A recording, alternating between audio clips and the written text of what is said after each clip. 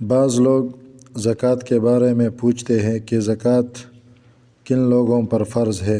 زکوٰۃ کی فرضیت کے لیے ضروری ہے کہ آدمی میں درجہ ذیل صفات پائی جائے۔ یہ مندرجہ ذیل صفات جس آدمی میں ہو اس پر زکوٰۃ فرض ہوتا ہے۔ نمبر 1، آزاد ہو، یعنی غلام باندی پر زکوٰۃ فرض نہیں۔ جو شخص غلام ہو اس پر زکوٰۃ فرض نہیں ہوتا، اسی طرح باندی پر بھی زکوٰۃ نہیں۔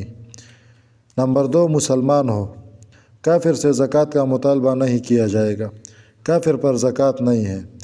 3 نمبر، سمجھدار ہو، پاگل مجنون پر زکوٰۃ فرض نہیں، جبکہ پاگل پن اس پر مسلسل طاری ہو۔ ایسا نہ ہو کہ سال میں مہینے میں 1 دن 2 دن اس پر پاگل پن کا دور آتا ہو تو ایسے شخص پر زکوٰۃ پھر واجب ہے۔ 4 نمبر، بالغ ہو، بچے پر زکوٰۃ نہیں ہے، بچے سے زکوٰۃ کا مطالبہ نہیں کیا جائے گا۔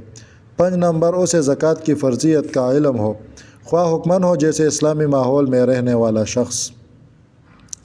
اس کے علاوہ زکوٰۃ واجب ہونے کی شرطیں، تو زکوٰۃ واجب ہونے کی مندرجہ ذیل شرطیں ہے۔ زکوٰۃ فرض ہونے کے لیے درجہ ذیل شرائط کا پایا جانا ضروری ہے۔ مال بقدر نصاب ہو، مثلا سونے کا نصاب 87.5 گرام سونا اور چاندی کا نصاب 612 گرام چاندی، یعنی 7.5 تولے سونا یا 52.5 تولے چاندی جس کے پاس ہو تو اور اس پر سال گزر جائے تو ایسے شخص کو زکوٰۃ دینا لازم ہے۔ اسی طرح اگر سونا اور چاندی نہیں ہے لیکن اس کی قیمت موجود ہے تو پھر بھی زکوٰۃ دینا لازم ہے۔ ملکیت تام ہو، لہذا جو مال اپنے قبضے میں نہ ہو فی الحال اس کی زکوٰۃ کا مطالبہ نہیں کیا جائے گا، یعنی اس کے پاس وہ مال موجود بھی ہو اور اس کے ساتھ ہو بھی۔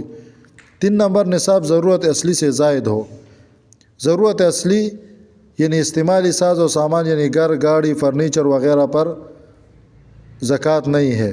4 نمبر، نصاب قرض سے خالی ہو، یعنی قرض کی رقم گھٹا کر نصاب مکمل مانا جائے، یعنی جس شخص کے ساتھ مال ہے، یعنی مثال کے طور پر 1 لاکھ روپے ہے اور نصاب 50,000 روپے ہے اور اس شخص پر قرضہ جو ہے 80,000 روپے ہے تو اس کا یہ مال یہ نصاب تک نہیں پہنچتا تو اس پر زکوٰۃ نہیں ہے۔ 5 نمبر، مالی نامی ہو، یعنی ایسا مال جس میں بڑھنے کی صلاحیت ہو، خواہ وہ اپنی خلقت کے اعتبار سے ہو جیسے سونا چاندی یا فعلی اعتبار سے ہو جیسے مال تجارت بیل بکری وغیرہ۔